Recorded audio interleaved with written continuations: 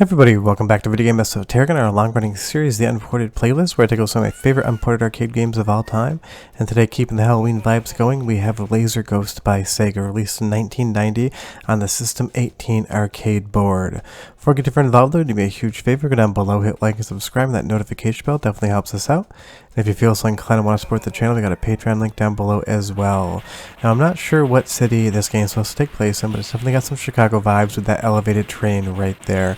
But right off the top, you're going to know the genre of this, and you know I love this genre if you watch the channel whatsoever. It is another light gun shooter, and it's been a pretty light gun heavy Halloween for us this year. Now, I will say right off the top, before you leave that comment, I know there's a Master System version of this game. It has a quote-unquote port. That is wildly different than this. Sure, it's a light gun shooter, but that's about the only similarities they share, because graphically, obviously going to the Master System, it is a major downgrade. If you're going to play Laser Ghost, there's only one true way to play it, and that is the arcade board or via emulation. But Sega made a weird one on this one. I love Laser Ghost. It's a ton of fun, and it kind of straddles the line between real horror game and kind of like comedy horror for children. It doesn't really seem to know what tone it's going to take in any given level, and you'll see that shortly. But I do love the sprite scaling effects as well, as we're fighting these cars here that are coming up with smiles on their faces. A lot of Beastbusters vibes from SNK in this one as well. They feel very similar in spots, and if I'm comparing it to Beastbusters, you know that's a good thing because I love that franchise. But the first stage is definitely just straight up horror. I mean, obviously the colors are pretty bright, and that's what the System 18 was known for, having those sort of colors. But when we get to the first boss here, this monster movie poster, it's relatively quote-unquote scary. They're playing it, straight. The gore is there. The skeleton effects on that skull, they're all really good, and I love the art style of those faces going back and forth from the billboard being human to being zombies, and how that face just kind of melts with teeth and the jawbone just coming apart. But now let's move on to the second stage, and that's going to be Rush to the Hotel. And you'll see here what I mean about the incongruent vibes of this game. These butlers throwing things at us, kind of a little scary, but not the same. And now we're just fighting shirts that are coming towards us. And very shortly we're going to be fighting pigs as well. This game goes back and forth between like straight horror, what was capable on 16-bit machines in the 90s, and it goes like comedy horror. It almost feels like in some spots it's a game for kids. It's a really weird juxtaposition between the two, but I'm 100% there for it, and I really enjoy it.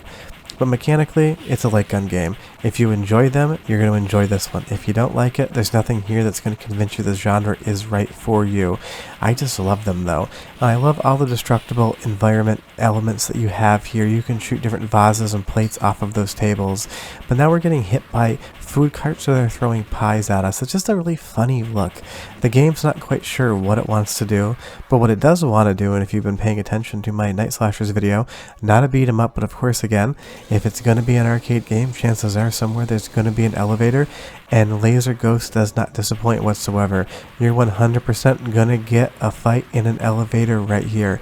And when I mentioned it reminds me of the original Beastbusters as well, and that game also has a fight with a boss in an elevator. It's a completely different type, but it's still similar enough that you get that same vibe, and I'm not sure what that is. It's kind of like a skull with worms coming out of its head, throwing these holes with the wiggle. I don't really know. I think those might be stomachs or intestines. It's kind of up to your imagination, and you can decide what you think it is. But the game's got a great soundtrack as well, so go ahead and listen for like 45 seconds or so, and I'll come back and talk about the final boss of this sewer level, because it is quite interesting. But enjoy.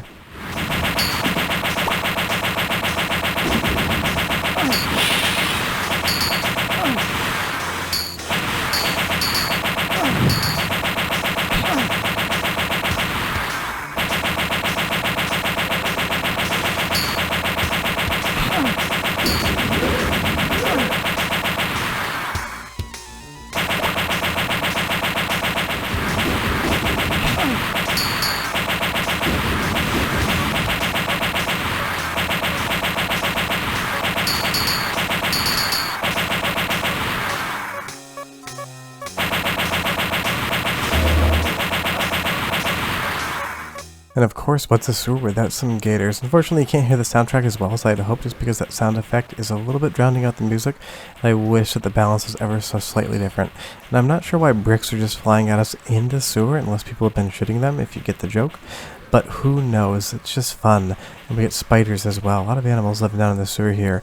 But the boss of the sewer section, as far as I can tell, and I'm pretty sure I am correct, you're going to see in a moment, is just a bunch of piles of crap floating around with one master crap right in the middle. Looks like somebody must have had their fiber today, because that is one giant poopy throwing milk cartons at us. I can't make this stuff up, guys. I just talk about what's on the screen, and you can definitely tell that you are fighting a giant crap monster, which honestly as a final boss of a sewer level is probably the most fitting thing you could get. But moving on to the docks here in just a moment, you're going to see that this game does play around a lot with perspective as well. It does a lot of great sprite scaling, but I like these seagulls that are attacking us as well, and now these happy pineapples coming out of crates. And like I said earlier, this game just has incongruities about the overall tone it's trying to project. Some of the enemies are just straight up kind of scary and probably creep children out. Stuff like these pineapples here are a little weird, but honestly, pineapples don't really seem to scare me all that much. And these octopus, well, they're just octopi. What are you really going to do about it? Sega didn't really do many other things in the horror light gun genre until they got to the House of the Dead, and obviously that's probably one of the best known games of the horror light gun genre, or just the genre in general, and this is kind of a precursor to that, just in kind of playing around with that horror theming. But I love as we go up on this spooky ship right here, the screen is going to tilt down and the perspectives are going to completely change, and now we're going to have to shoot these skeletons on the ground as these zombie pirates pop up with us. The game loves playing with perspective, and it does a really good job of it. And even when we come down here to go back to ground level, just looking back up at the ship, the sprite work and all the 2D elements in this game are quite spectacular. And this is just running at standard definition, but honestly, it looks so good you would think that this was running at a higher resolution internally, but honestly, it's just not. The boss sometimes, every once in a while in these stages, isn't the most exciting thing. That's just a bigger octopus, and you'll see the demon fly out there with what I assume is our daughter from the intro. And now, of course, spooky game, you gotta have a graveyard. And you will notice that every once in a while the game does start to reuse some enemies. They make a lot of new enemies for each area, but they brought the spiders over from the sewer and put them in the cemetery. Kind of what would make more sense for spiders. I mean, I'm sure there's spiders in sewers, but I've honestly never been down in one. If for some strange reason you go down in sewers a lot, or you are a sewer technician, leave me a comment down below and you tell me how many spiders you find on a daily basis, because I would be curious. But Laser Ghost is just a fun time, and it's not a very common cabinet whatsoever. You can still from time to time find a PCB of this game to play, but honestly, if you see it in an arcade, throw some quarters in it, because you're definitely probably not going to see another one again. It was apparently very successful for Sega, but it just didn't hang on in arcades. Now, something like the House of the Dead, you go to an arcade, there's a good chance you're going to see one there. It's probably one of the most common cabinets from that era. But I love this boss too, these three what look like shrunken heads and this kind of like zombie skeletal face with chains holding his jaw up. And that's what I mean. Some of the things in this game are just straight up horror, and some things seem like they were designed for children. It doesn't match whatsoever, but it's fun all the same. Now, if you've never played the master version of this game, you should definitely check it out. And like I said, it's the same genre, a rail shooter or light gun game, but it is completely and totally different, with basically a different story and completely different levels. It is nowhere near as good as Laser Ghost on System 18 that you're watching here, but it does exist, and it's a really fun conversion onto way inferior hardware on the Master System. But as we're in this mansion here, getting up the final level, I love going up these stairs. I just love the way everything moves in this game, how you're constantly traversing something, and the environments seem relatively realistic even if the color is strange. How you get those foreground elements that are much larger, the candelabra and the table and chairs there.